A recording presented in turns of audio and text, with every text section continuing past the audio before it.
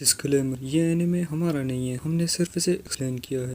हे दोस्तों, स्वागत है आपका ड्रैगन बॉल सुपर की एक न्यू वीडियो में। तो यार, इस वीडियो में हम करने वाले हैं ड्रैगन बॉल सुपर की एपिसोड 69 का एक्सप्लेनेशन। तो वीडियो शुरू करने से पहले अगर आपने इससे पहले की एपिसोड नहीं देखी तो जल्दी से जाकर देख लें, लिंक मैंने डिस्क्रिप्शन में दे दिया है। तो बिना टाइम वेस्ट करे वीडियो शुरू करते हैं। ड्रैगन बॉल सुपर में इससे पहले किंकाई को मरे हुए 8 साल हो चुके होते हैं, तो इसलिए अब गोकू प्रॉमिस करता है कि अब की बार वो उसे जरूर जिंदा करेगा। पर कुछ प्रॉब्लम्स के चलते गोकू इस बार भी फेल हो जाता है एंड इस सभी के बीच विश और बीएस के कारण बुल्मा की सारी मेहनत पर भी पानी फिर जाता है।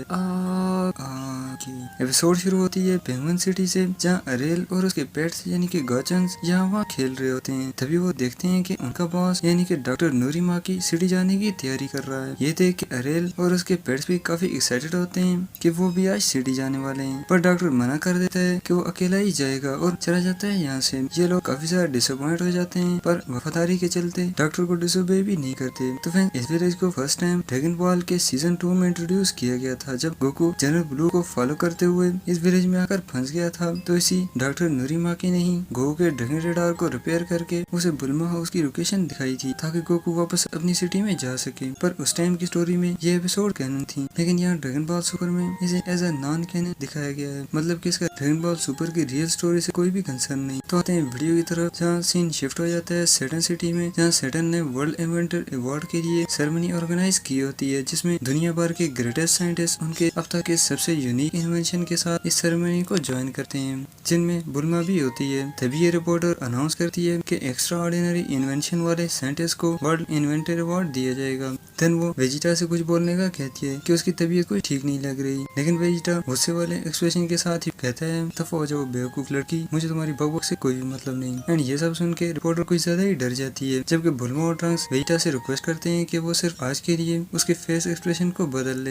एंड इस सेरेमनी की गार्डियनशिप ये बंदा कर रहा होता है, शायद इसे आप अच्छे से जानते हैं, नहीं तो थोड़ी देर में पहचान जाएंगे। पर अब तक जिन लोगों ने इसे पहचान लिया है कमेंट बॉक्स में जरूर बताना। देन हमें फ्लैशबैक दिखाया जाता है, जिसमें चीची उनके लो फाइनेंशियल स्टेटस को देखते हुए सैटर्न से रिक्वेस्ट करके गोकू को यहाँ पर भर्ती करवाया होता है, लेकिन गोकू कुछ ही सेकंड में बोर हो जाता है और स्ट्रेचिंग करते समय ड्रेस भी खराब कर देता है। एंड उसके बाद ये कहते हुए यहाँ से चला जाता है कि इसमें तो बिल्कुल भी मजा नहीं आ रहा, जबकि दूसरा गार्ड गोकू को बुलाता रहता है कि वो इस तरह से उसकी प्लेस छोड़कर नहीं जा सकता, लेकिन गोकू यहाँ सभी गार्ड्स का सीनियर होता है, तो इसलिए वो गोकू को ज्यादा फोर्स नहीं कर पाता। जबकि इस तरफ सबसे पहले डॉक्टर नूरीमाकी को बुलाया जाता है उसका आविष्कार दिखाने के लिए। एंड डॉक्टर नूरीमाकी स्टेज पे आते ही उसका सबसे ग्रेट इन्वेंशन दिखाता है, जो कि एक मशीन होती है, और सभी को उसकी एबिलिटी के बारे में बताता है कि ये इस तरह की मशीन है जो इंसानी दिमाग को पढ़ सकती है, मतलब कि कोई बंदा इसके सामने आकर जो चीज इमेजिन करेगा ये उसे रियलिटी में चेंज कर देगी। एंड प्रूफ के लिए सैटर्न को इमेजिन करने का बोलता है, एंड सैटर्न ने कुछ इमेजिन करते ही उसकी डॉल बाहर आती है। देन वो कुछ और भी ट्राई करता है, जैसे कि परवर्टेड काम है एडीसी। एंड ये सब देख के सभी लोग काफी ज्यादा इम्प्रेस होते हैं, पर बुल्मा ज्यादा इम्प्रेस नहीं होती, क्योंकि बुल्मा की मेंटल एबिलिटी तो इससे ज्यादा होती है। लास्ट टाइम जब गोकू पेंगुइन विलेज में था, तब यही वाला डॉक्टर बुल्मा के बनाए हुए रडार को देखकर कंफ्यूज हो गया था। सभी लोग डॉक्टर नूरीमाकी को अप्रिशिएट कर रहे होते हैं कि तभी डॉक्टर माशिरोटो इंटरफेयर करते हुए सभी साइंटिस्ट को मारने की धमकी देता है कि उसको इस सेरेमनी में इन्वाइट ना करके उसकी इंसल्ट की है। तभी डॉक्टर नूरीमाकी बताता है कि वो उसे कैसे इन्वाइट कर सकते थे, क्योंकि ओरिजिनल डॉक्टर माशिरोटो आज से 100 साल पहले ही मर चुका है। तो डॉक्टर माशिरोटो बताता है कि ये बात सच है कि वो मर चुके हैं, लेकिन उसे हेल से भी तो बुलाया जा सकता था, और इसी गुस्से के कारण वो अभी हेल से भाग कर आया है। देन वो दिखाता है कि उसने अरेल और गाचन के माइंड को भी उसके कंट्रोल में कर लिया है, ताकि वो पूरी दुनिया को डिस्ट्रॉय कर सके। ये सब देखते हुए डॉक्टर नूरीमाकी काफी ज्यादा डर जाता है, क्योंकि ये तीनों रोबोट उसके ही इन्वेंशन होते हैं और इनकी इनक्रेडिबल पावर्स के बारे में वो अच्छे से जानता है। तभी डॉक्टर माशिरोटो अरेल और गाचन को ऑर्डर दे देता है कि वो इन सभी लोगों को ऊपर पहुंचा दें। ये देखकर कि मिस्टर सैटर्न उन्हें रोकने की कोशिश करता है, पर वो अरेल के सामने एक सेकंड भी नहीं टिक पाता। एंड दूसरी तरफ कुछ ही सेकंड में गाचन पूरी छत को ही खा जाते हैं, और तभी मिस्टर सैटर्न की नजर वेजिटा पे पड़ती है, तो वो उसे देख के खुश होते हुए सभी लोगों को वहाँ से बाहर भेज देता है, और वेजिटा से रिक्वेस्ट करता है कि वो इस अरेल को ठिकाने लगा दे। वेजिटा उठते ही डॉक्टर नूरीमाकी को वार्न करता है कि उसे अब अरेल को भूल जाना चाहिए, क्योंकि वो उसे हमेशा के लिए खत्म करने वाला है। डॉक्टर नूरीमाकी कम्प्लीटली श्योर होता है कि अरेल को इतनी आसानी से कोई नहीं हरा सकता, तो इसलिए वो वेजिटा को परमिशन दे देता है। देन सीन शिफ्ट होता है बाहर, जहाँ गोकू उसकी ड्यूटी छोड़ के मजे से सो रहा होता है कि तभी वेजिटा उसकी नींद खराब कर देता है। एंड कुछ देर के लिए तो गोकू समझ ही नहीं पाता कि आखिर यहाँ हो क्या रहा है। तभी वो वेजिटा को देखते हुए कंप्लेन करता है कि उसे इसके अलावा और कोई जगह नहीं मिली थी ट्रेनिंग के लिए। देन वेजिटा सब कुछ बता देता है कि कैसे एक छोटी सी गर्ल ने उसकी पिटाई कर दी। तभी अरेल भी बाहर आ जाती है, लेकिन गोकू को देखते ही दोनों सोचने लगती है कि शायद वो पहले भी कभी इससे मिल चुकी है, और यही कुछ गोकू भी सोच रहा होता है। लेकिन इन दोनों को कुछ भी याद नहीं आता कि वो कब और कहाँ मिले थे। तभी सैटर्न गोकू से बोलता है कि वो जल्दी से इस बेबी गर्ल को मारकर यहाँ से भगा दे, लेकिन गोकू मना कर देता है कि वो बच्चों पे कभी भी हाथ नहीं उठाने वाला। पर वेजिटा बताता है कि अगर वो इतना ही ज्यादा दयालु है तो उसे साइड भी हो जाना चाहिए। एंड एक ही पंच से अरेल को हवा में उड़ा देता है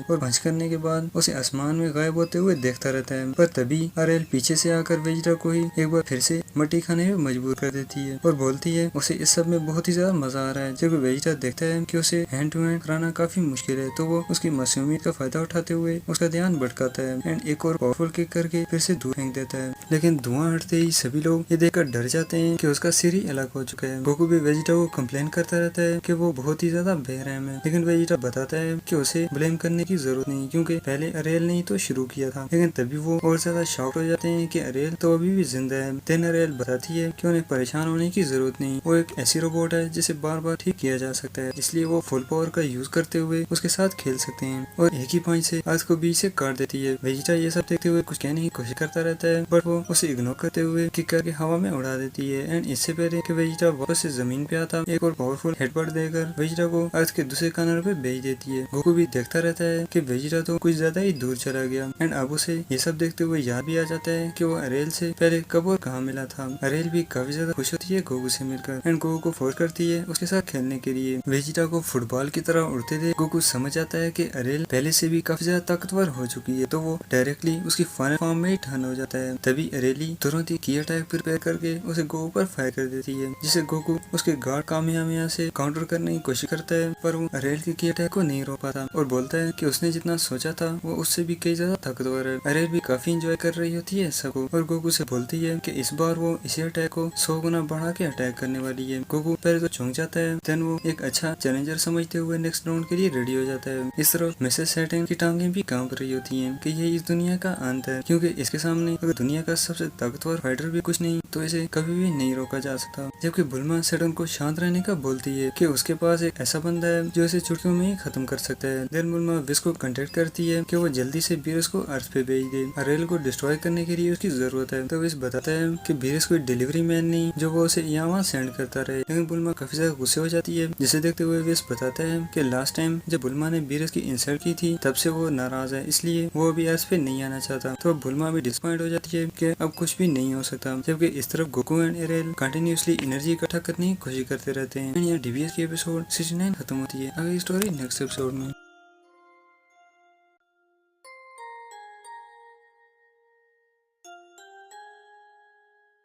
कैसी लगी कमेंट्स में जरूर बताना। लाइक शेयर और चैनल को सब्सक्राइब करना भी मत भूलिएगा, क्योंकि इससे जब भी मैं वीडियो डालूंगा आपको नोटिफिकेशन मिल जाएगा। मिलते हैं नेक्स्ट वीडियो में, तब तक के लिए टेक केयर।